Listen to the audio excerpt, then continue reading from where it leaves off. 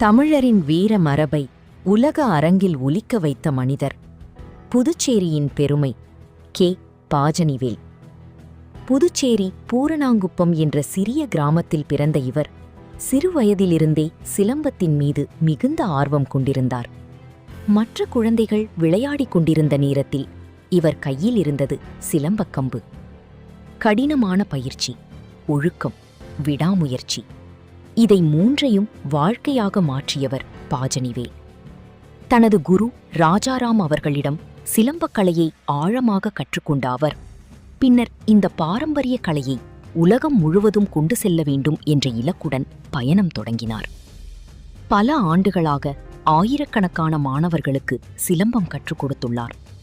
பணம் இல்லாத ஏழை மாணவர்களுக்கும் இலவசமாக பயிற்சி அளித்து தமிழரின் பாரம்பரிய கலை அழியாமல் பாதுகாத்து வருகிறார். இந்தியாவின் பல மாநிலங்கள் மட்டுமல்ல, வெளிநாடுகளிலும் சிலம்பத்தின் பெருமையை எடுத்துச் சென்றுள்ளார். சிலம்பம் என்பது ஒரு விளையாட்டு மட்டுமல்ல, அது தமிழரின் அடையாளம் என்பதை உலகிற்கு உணர்த்தியவர் இவர்.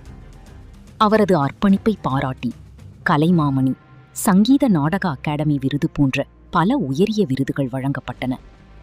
அதன் உச்சமாக இந்திய அரசு 2026ஆம் ஆண்டு நாட்டின் உயரிய விருதுகளில் ஒன்றான பத்மஸ்ரீ விருதை வழங்கி கே. பாஜனிவேலை கௌரவித்தது.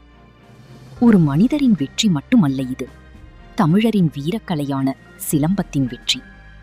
கம்பை சுற்றிய அந்த கைகள் இன்று உலகம் முழுக்க தமிழரின் பெருமையை உயர்த்தி காட்டுகிறது.